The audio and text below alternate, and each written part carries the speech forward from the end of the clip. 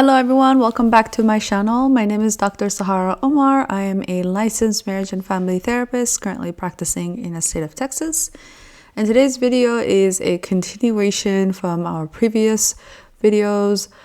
Specifically, I wanted to address with you guys, how do you protect your sanity?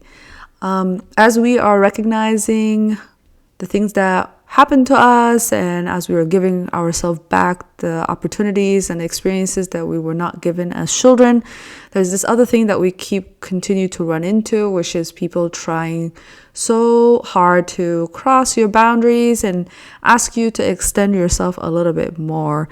And in your own healing journey, as you're reclaiming your wholeness and who you are at the core, we need to also start paying attention to how do you also set your boundaries and protect your sanity from people. So when I meet my clients in therapy, the common 7 areas that people find themselves, their boundaries being crossed, are the ones that I listed out here. I wanted to walk it with you guys, walk through it, each one, and kind of give you examples of ways that you can start protecting your sanity and protect yourself, because a lot of people around us, especially people that violated us, people that crossed our boundaries as children, whether they are our caregivers or people that have been around us, they really do not care what you think about your boundaries. So it's up to you to do the work and reinforce your boundaries and give them an opportunity to respect your boundaries. And if they do not respect your boundaries, it's okay to think of healthy consequences, ways that you can reinforce those boundaries for yourself. So before we go to the consequences, let's dive in a little bit on the 7 different types of boundaries that I see all the time people struggle with. There's a great book by Nedra Tawwab. The book is called Set Boundaries, Find Peace. She does a really good job dissecting these different 7. And that's the book that I usually recommend for people as well in therapy to go back and read and kind of follow through that process for themselves as well too. Okay, so the first one that I see is your physical boundaries. This is ways that you physically protect yourself from people. So some people are very touchy-feely. They like to give hugs. They touch hair, right? Like there's this sense of like they don't know how to keep their hands to themselves. So that's somebody who's crossing our physical boundaries. So I encourage you to get to the courage and the self-confidence to say like, hey, please don't touch me. I don't like people touching my hair. That's one way to set your boundaries. Please don't give me a kiss on the face. I don't like people touching me that way. So kind of examining, are you comfortable advocating for yourself and saying no when it comes down to setting your physical boundary?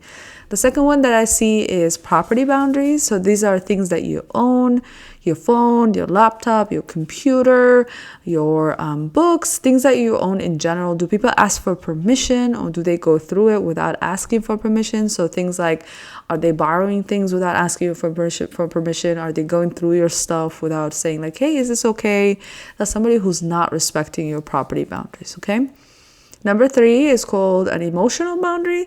This is how you express your emotions. If you're feeling happy, sad, angry, disgusted, annoyed, right? Are you able to express those emotions? Or people, when they cross your emotional boundaries, they say things like, why are you always so happy?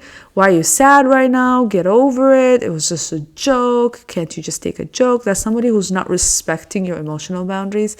And it's just not okay to talk to us that way, okay? Then you have intellectual boundaries. This is how you see the world operates, right? So if you intellectually believe in certain ways that you conduct your life, other people should be respecting how you do your life in general, right? So if you, for example, like mayo in your French fries instead of ketchup, that's intellectually what works for you, right? If you believe in politics falls into this category, whether you're a Republican or Democrat or however way you lean, whether you believe in aliens or you don't believe in aliens, whether you believe in being a stay-at-home mom or you should be a working mom, right? We all have different ways that we see the world operate that works for us. When people cross your intellectual boundaries, they say things like, I can't believe that you believe in that, or that's dumb, or the word stupid. Anytime you hear the word stupid, somebody's crossing somebody's intellectual boundary, and that's just not okay. Then you have your sexual boundaries. This is not how we only have sex with people, but how do we talk about it? Some people can be very rude, vulgar, disrespectful. They use like raunchy language, right? Language that makes us feel uncomfortable.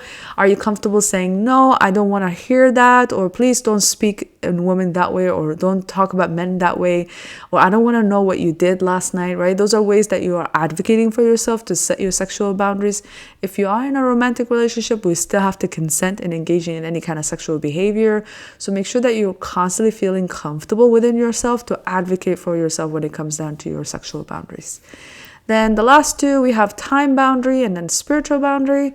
Time boundary is time that you designate to certain people and to certain activities, right? So if you're going to advocate for yourself when you are only hanging out for like a couple of hours with friends and family, are you able to leave without feeling bad? Or do people say things like, you always leave early, you're a party pooper? That's someone who's not respecting your time boundary.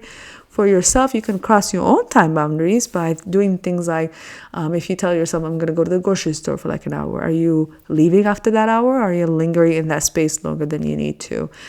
So just keeping an eye on, are you respecting your time boundary and other people's time boundaries?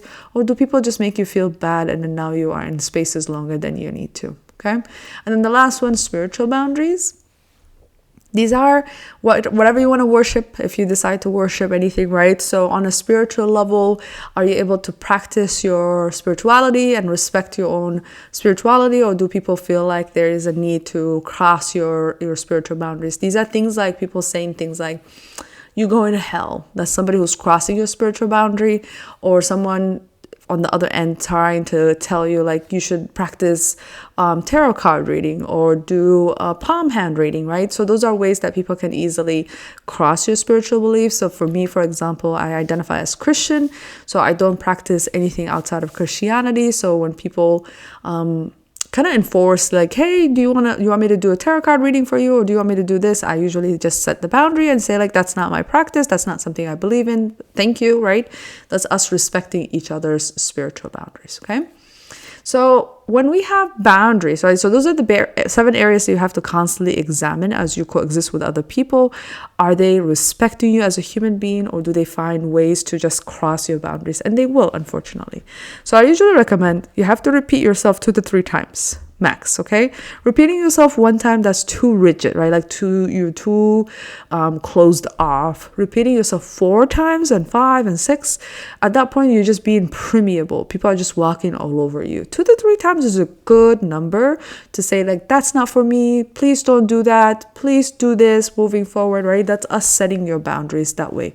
It gives them opportunity to self-reflect and continue on with the relationship with them as well, to whoever that person is. But if after the 3rd time or the 2nd time you are repeating yourself and the person is not respecting your boundary, then you have to move towards what we call consequences. Consequences are ways that you can challenge another person to respect your boundaries and see your boundaries as valid point of views, right? So you as yourself, right? Like a human being, you are a walking consequence for people. Your time, your energy, your language, your existence alone, your physical being, right? It's a way of having a consequence for people. So if you want people to respect you, you can always just walk away from things. You don't have to be there listening to them anymore, right? Or you're an adult now as a human being. Hopefully you are adult, 18 and older, right? And even if you're younger, like around 15, 16, 17, you can still just be like, hey, this is not something I'm willing to engage. Please give me the time, right? So you can take breaks from people too. I don't advocate for cutting people off. Some people you have to, unfortunately, just to stay sane and protect yourself too. So give yourself that permission if you need to go no contact and just cut someone off. That's okay as well. But on average, just to maintain a relationship with people, we do want to give them the space, right? So a space could be a couple of days. It could be a couple of weeks or a couple of months, right? And make sure that you let them know, like, hey, you keep touching my hair. Let's go back to that physical boundary. I'll give you guys that example. Let's say somebody's touching your hair and you tell them like, hey, I really don't like people touching my hair. Please don't touch my hair. That's a boundary. Second time, you might have to repeat yourself. We talked about this. I really don't like people touching my hair. You keep doing it. I'm not sure what's going on for you, right? kind of give them opportunity to self-reflect, call them out on it, right? If they do it the third time, now you have to take a break, right? So that will be a consequence. You saying to them, for example, you know what, you keep touching my hair and I keep telling you I don't like people touching my hair. I'm not sure what's going on your end. I'm going to go ahead and take a week break from you and give you some space to reflect on why do you think this is okay to continue to do, okay? So that's just a minor example. That's what it looks like with the consequences. We don't want to go from 0 to 100 with our consequences. Them touching us does not give us the right to touch them right back, right? So us punching them in the face or being like yelling, right? Those are ways that we are crossing their boundaries. Somebody touching my hair, for example, I'm not going to call the cops on them. That's me going from 0 to 100. So keep coming back to what would be appropriate consequence. What would you take away? Your presence, your energy, your interaction with someone. That is good enough consequence for setting those boundaries, okay? So that's how you protect your sanity as you are moving in a direction where you are giving yourself what was missing from your childhood. Also paying attention to your relationship with other people. Are they respecting your boundaries? And if they're not, my challenge for you is keep setting those consequences and reinforce them so that way you can remain a solid human being who's grounded within themselves. I hope you liked this video.